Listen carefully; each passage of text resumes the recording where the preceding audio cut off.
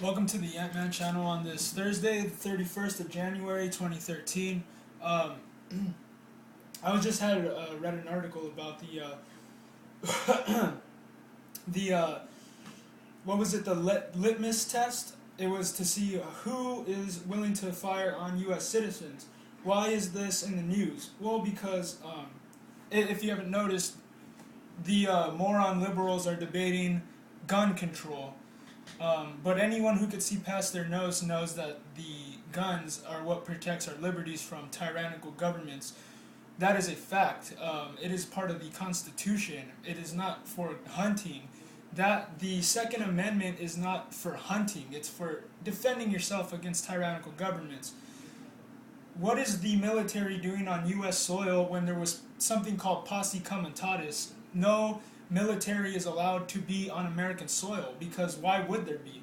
But now you see them on the streets in certain states drilling, and getting ready to go door to door and take the guns from the American people. But on a lighter note, I have this article here in front of me by Colin Flaherty. Colin Flaherty is an award-winning reporter and author of White Girl Bleed a Lot, The Return of Racial Violence to America, and How the Media Ignore It. Follow him on Twitter. W&D exclusive, surge of black violence called urban terrorism. Large numbers of kids coming downtown with guns. Let's see. Let me get into this. Editor's note. Colin Flaherty likes to point out that just because he's a truther doesn't mean, because everyone pulls the racist card nowadays. If you don't support the president, you're a racist. If you don't believe in if you don't want the guns to be taken away, then you're a racist. I mean, you're called a racist for everything these days. If you don't go along with the status quo and conform to the yuppiness of this country.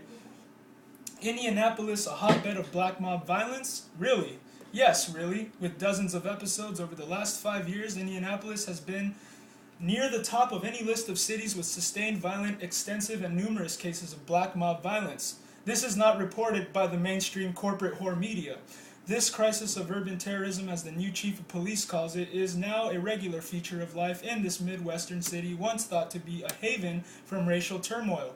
The latest examples are focused downtown at the Circle Central Mall, that is, a gleaming display of downtown redevelopment when it opened in 1996.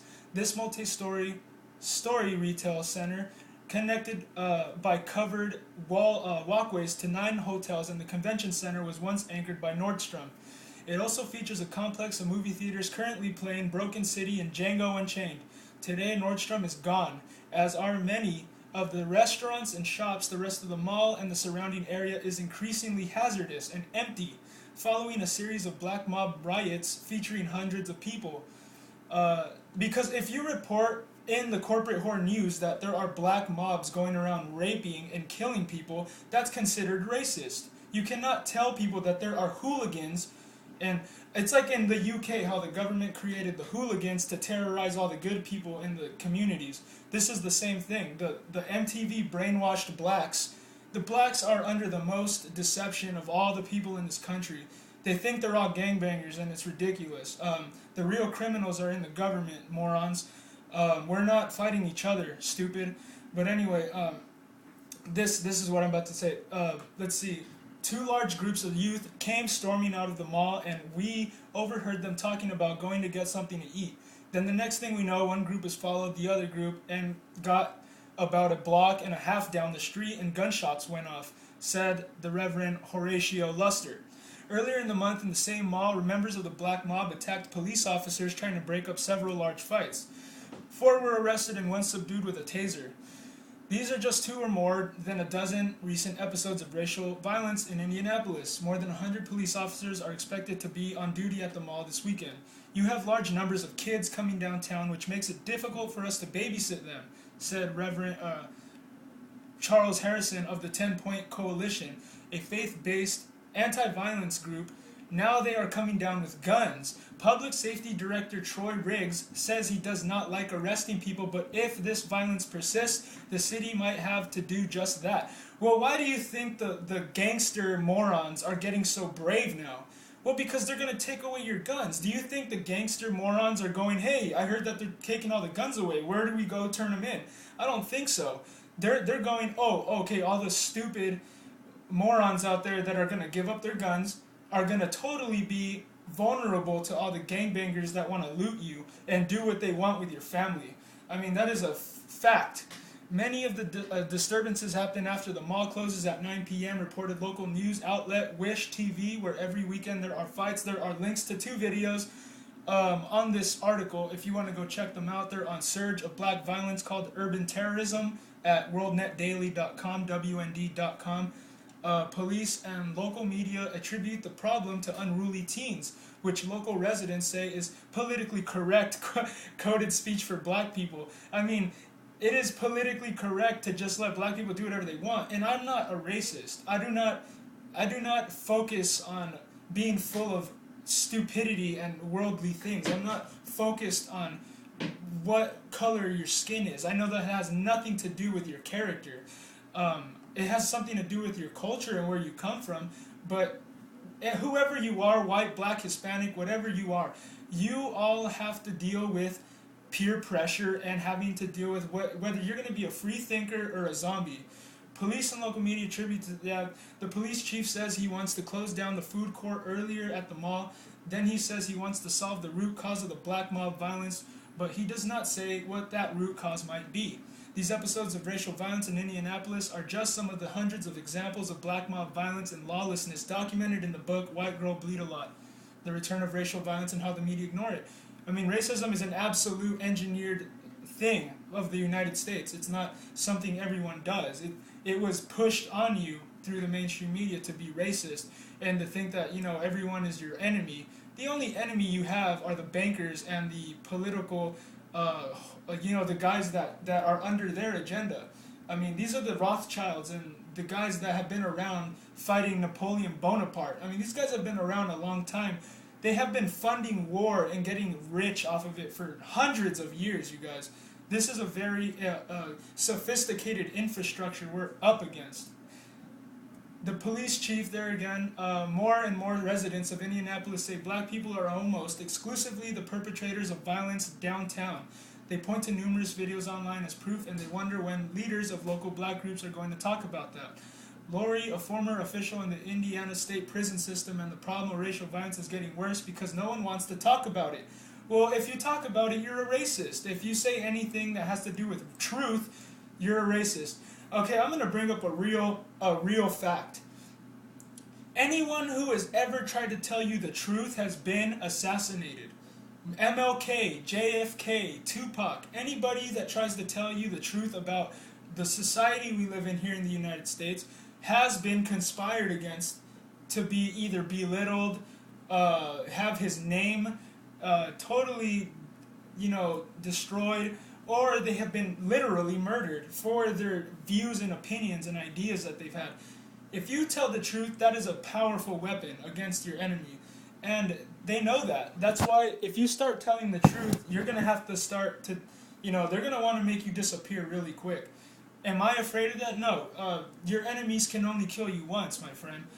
I am not of this world. I am a Christian. I have a nation of my own, of all the Christians out there that believe in God. I know that that whatever's going on is in His hands, and I'm not afraid of anybody who's going to try to come at me for saying the truth. I'm not afraid of anyone who could kill the body because that's all they can do. They cannot kill my soul. They cannot kill my spirit. They cannot destroy my character. They can try, but they will fail. The corporate whore media is going down. Nobody even listens to them anymore. Everyone is totally coming out of their coma more and more. Same old news stories, same outdated promises, only spoken by different people on a different date. None of the past action plans have worked, yet taxpayers have been cashing administrative pockets since 1998. Stop pointing at the symptoms, but not the cause. While the community pays for that political correctness, we all know which group is committing these crimes. We all know which group is responsible for the violence, and we all know that lipstick on a pig is still a pig. Several posters to local news sites blame the racial violence on white racism. Racists can go around and act like whites have no responsibility for the problem. Let's just enslave a race for hundreds of years, not give them rights for another 100 years, and assume that all of the social problems have come from that treatment will go away in 50 years. Smart thinking there. In 2010, Al Sharpton visited Indianapolis to protest the police beating of a black person. In 2011, organizers of the Black Expo held a rally in Forum to protest the shooters of Trayvon Martin, a black man shot and killed by a neighborhood watch captain now awaiting trial in Florida. During the course of the forum, an audience member boldly asked if African Americans should launch an armed struggle, wrote panelist Brandon Perry in the Indianapolis Recorder. I hope I'm wrong about this, but the gasps came from a few who seemed to advocate armed conflict against racists or the government. The annual Indiana Black Expo in downtown Indianapolis is often the site of racial violence. In 2010, 8 people were shot near the Circle Center Mall following the expo. This is the worst in a series of episodes of racial violence during the Black Expo stretching over a 10-year period. One local newspaper said the Black Expo was inescapably linked to violence. This article goes on and on. Well, actually, I'm almost done, so I'll go ahead and finish it. City officials, local media, and expo organizers made downplay the lawlessness of downtown Indianapolis, but YouTube is full of rap videos featuring black people from Indianapolis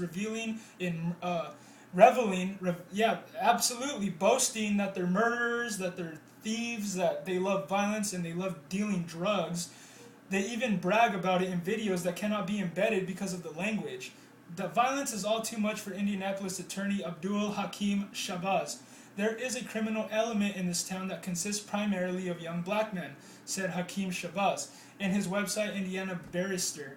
The recent attacks on the Monon, the perpetrators were young black men, the Pop It Off Boys gang, young black men, the most high-ridden crime areas of the city. Who are the bad guys? Say it with me. They are usually young black men. Indianapolis, you have a problem. Your problem is young black men who are out of control.